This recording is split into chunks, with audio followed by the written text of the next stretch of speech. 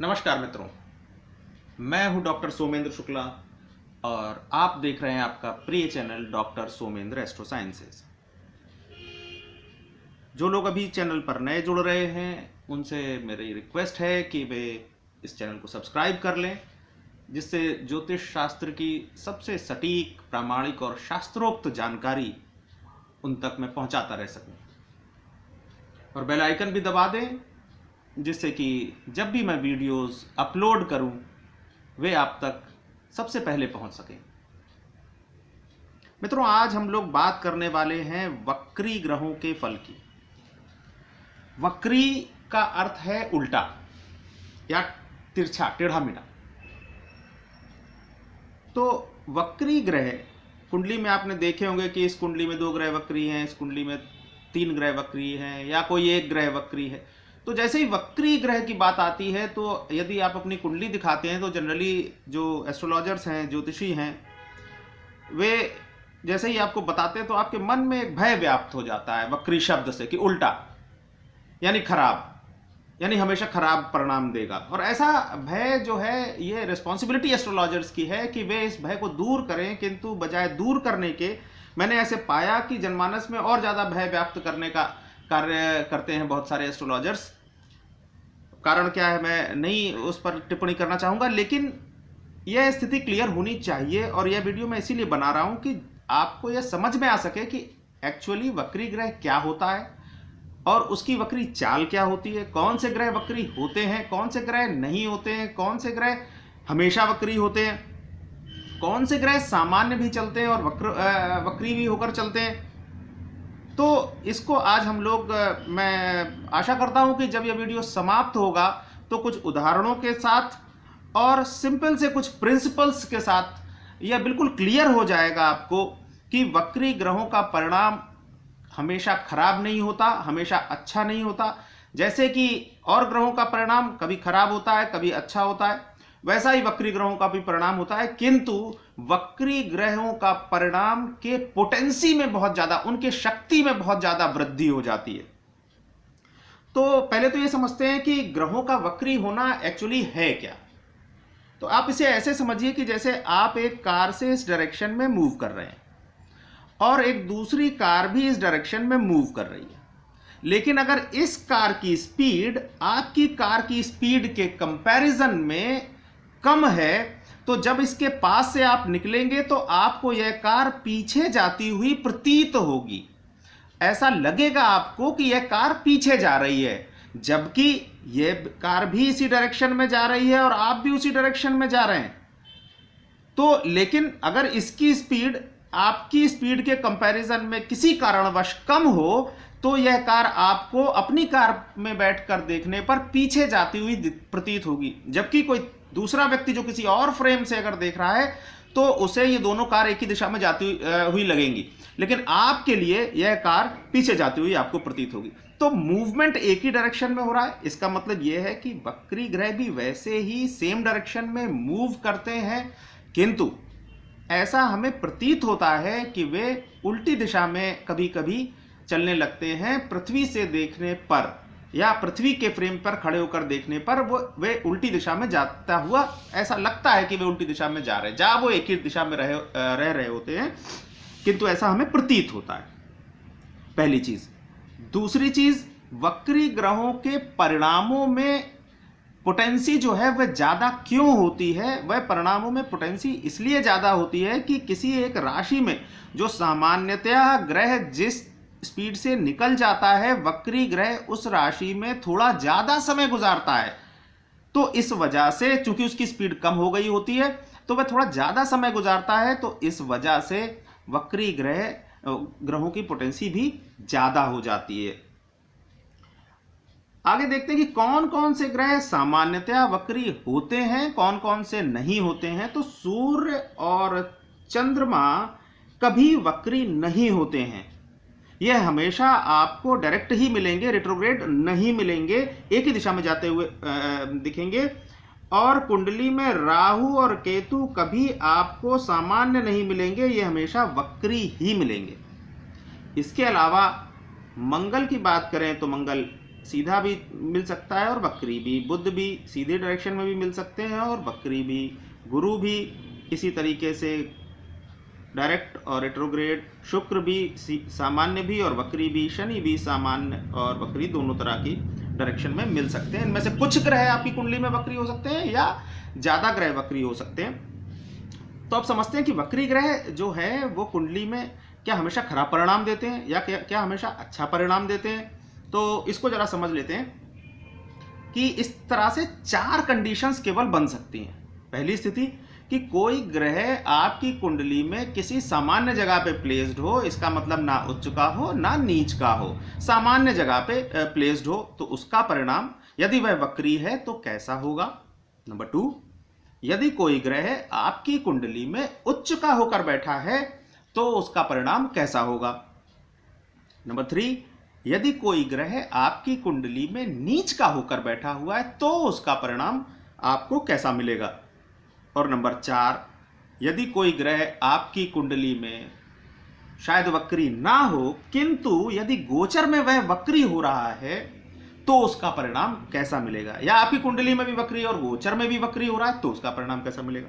तो 4 स्थितियां बनती हैं कि नॉर्मल प्लेसमेंट में ग्रह है, वक्री हो रहा है, वक्री है आपके जन्म के समय, आपकी कुंडली में उच्च का है, वक्री है, नीच का है, वक्री है, या कुंडली में वक्री नहीं है किंतु गोचर में वक्री है कुछ समय के लिए। आप जिस समय उसको देख रहे हैं, आपकी कुंडली को जिस समय विचार किया जा रहा है आपकी कुंडली पर। तो इसके लिए मैं आपको बताऊं कि बहुत ज़्यादा लिटरेचर जो है वक्री ग्रहों के संबंध में बहुत ज़्यादा लिटरेचर अवेलेबल नहीं, और जो कुछ भी लिटरेचर अवेलेबल है उसमें भी बहुत ज़्यादा चर्चा वक्री ग्रहों के संबंध में नहीं की गई है। फिर भी बहुत सारे ऐसे शास्त्र हैं जिनमें चर्चा है इसकी, जैसे उत्तर कालामृत में वक्री ग्रहों पर चर्चा अच्छी की गई है।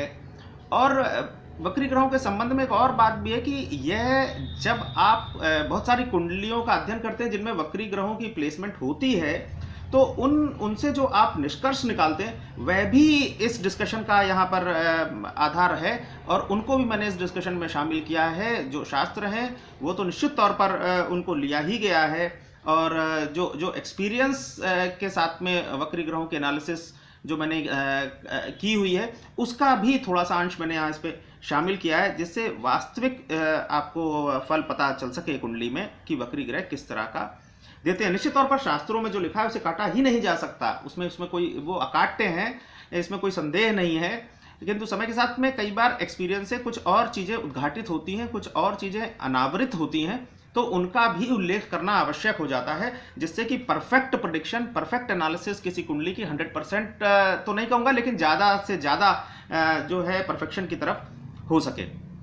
तो पहली कंडीशन में देखते हैं कि अगर नॉर्मल कंडीशन में प्लेस्ड है कोई ग्रह और वह वक्री है, तो इसको इस तरह से समझिए कि कोई ग्रह नॉर्मल कंडीशन में प्लेस्ड है तो वह जैसा फल दे रहा है, यदि वह वक्री हो जाता है या वक्री है, अगर आप उसे ऐसे माने कि वह वक्री नहीं होता तो जैसा फल देता नॉर्मल कंडीशन में, वक्री हो जाने पर वह उस फल को देने की जो सामर्थ्य है उसकी वह बढ़ जाती है। यदि वह ग्रह आपकी कुंडली में अच्छा फल दे रहा है, तो अगर वह वक्री नहीं होता तो अच्छा फल दे रहा होता, आपकी कुंडली में शुभ ग्रह, सौम्य ग्रह या कारक ग्रह होता, तो वक्री होने पर और अच्छा फल देने लगता है। या वक्री की होने की स्थिति यदि लग्न कुंडली में है तो वह ज़्यादा अच्छा फल देता है नॉर्मल कंडीशन में अगर वह प्लेस्ड होता तो उसके कंपैरिजन में, उसकी तुलना में। यदि कोई ग्रह कुंडली में खराब परिणाम दे रहा है और यदि वह वक्री भी है तो खराब परिणाम दे रहा है, यानी अशुभ ग्रह है, क्रूर ग्रह है, अकारक ग्रह है उस कुंडली में, तो और वक्री भी है तो और खराब परिणाम देने लगता है। शास्त्रों में इसके लिए यह कहा गया है क्रूरा वक्रा महाक्रूरा सौम्या वक्रा महासौम्या। क्रूर ग्रह यदि वक्री हो तो महाक्रूर या अति क्रूर हो जाता है, और सौम्य ग्रह यदि वक्री हो तो अति सौम्य या बहुत अच्छे परिणाम देता है। तो पहली कंडीशन तो यह हो गई कि सामान्य स्थिति में यदि वक्री है और अच्छे परिणाम देने की कंडीशन में आपकी नॉर्मल उसमें होता तो और अच्छे परिणाम देने लगता है वक्री होने पर। यदि अच्छा ग्रह है तो और अच्छे परिणाम देता है, और यदि खराब ग्रह है तो और अधिक खराब परिणाम देता है वक्री होने की कंडीशन में। तो ये तो बात हो गई सामान्य कंडीशन में यदि प्लेस्ड है। अब दूसरी क्या स्थिति बनती है? दूसरी स्थिति बनती है कि यदि कोई ग्रह आपकी कुंडली में उच्च का है। कुंडली में यदि कोई ग्रह उच्च का है तो उसे अच्छा परिणाम देना चाहिए, किंतु उच्च का तो है, किंतु यदि वह वक्री भी है तो वह उच्च का होने की क्षमता को खो देता है, या यूं कह लें कि उसके ऑपोजिट जो नॉर्मल कंडीशंस में उसको प्रोवाइड करना चाहिए, रिजल्ट देना चाहिए, रिजल्ट उसके ऑपोजिट रिजल्ट देने लगता है। यानी उच्च का होकर कुंडली में बैठा हुआ है और वक्री भी है तो उसके परिणाम खराब मिलने लगते हैं, खराब मिलते हैं।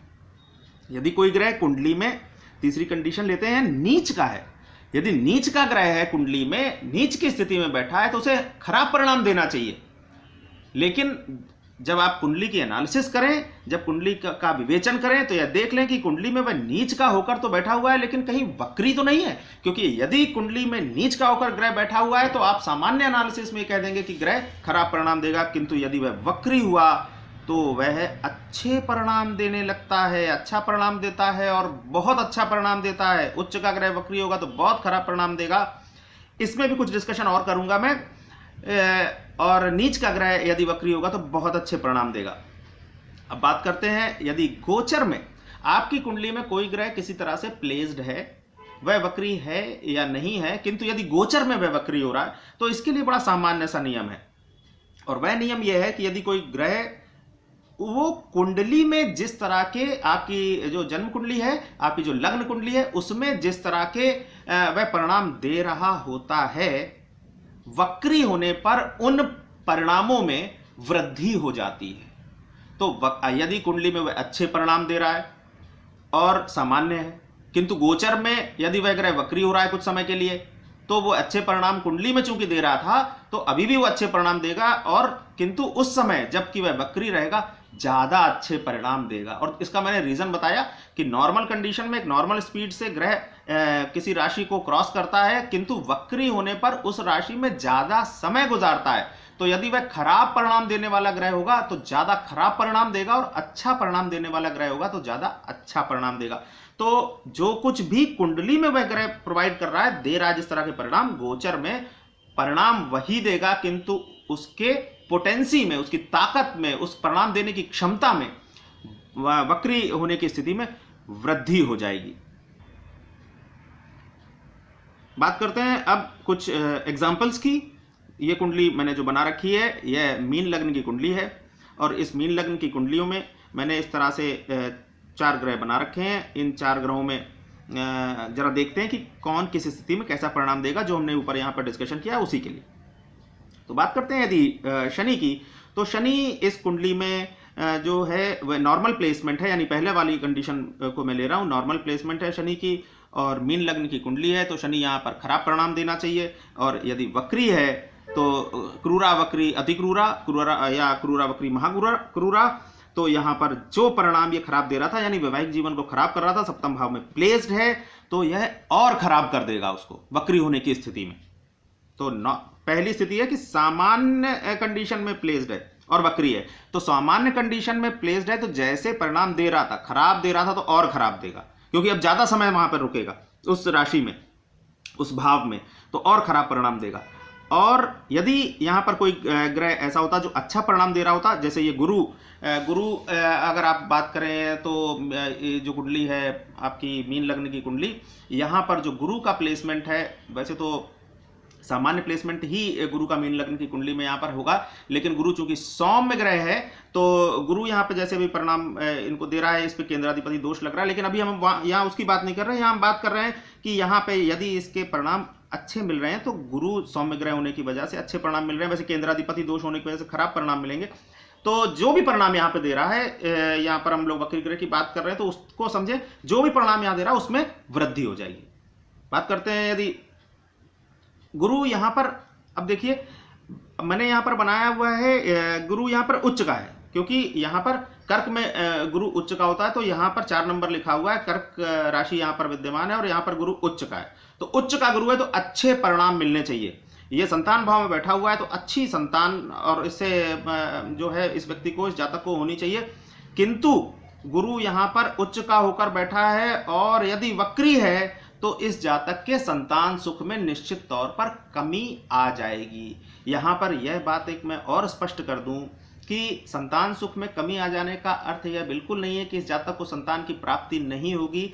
यहाँ पर बहुत सारी और चीजों का भी विश्लेषण करके संतान सुख का विश्लेषण किया जाता है, जिसमें जातक के संतान भाव को और ग्रह किस तरह से देख रहे हैं, कौन से ग्रहों की उस पर दृष्टियां हैं, और जो संतानेश है उसकी क्या प्लेसमेंट है, या जातक की जो पत्नी है उसके ग्रहों में संतान का किस तरह का योग है। लेकिन यहाँ सामान्यतया मैं केवल यह समझाने का प्रयास कर रहा हूं कि यदि कोई ग्रह उच्च का होकर कुंडली में बैठा है और उसे अच्छा परिणाम देना चाहिए, किंतु यदि वह वक्री है तो खराब परिणाम देने लगता है।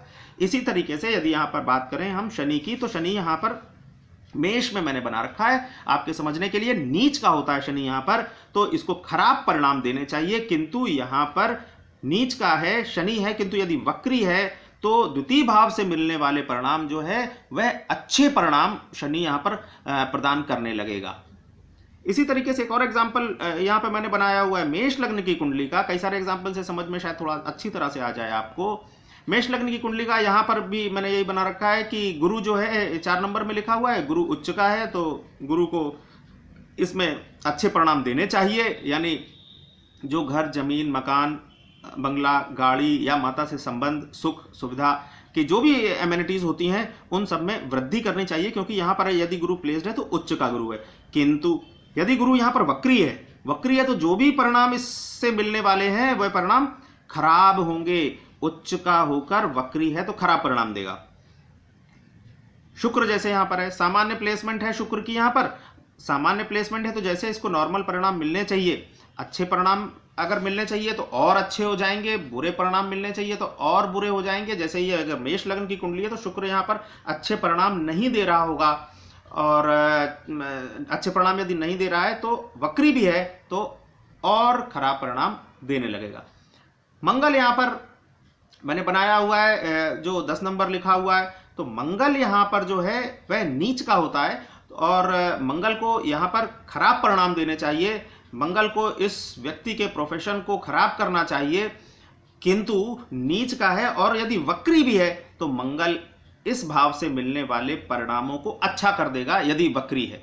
तो इस तरीके से मुझे लगता है कि सारे कंफ्यूजन्स आपके दूर हो गए होंगे। इसके अलावा यदि अभी भी कोई कंफ्यूजन्स आपके रह गए हों वक्री ग्रहों के संबंध में, उनसे मिलने वाले फलों के संबंध में, तो आप कमेंट करके मुझसे पूछ सकते हैं और आप के कमेंट्स का मैं इंतज़ार करूंगा। स्वागत रहेगा आपके कमेंट्स का।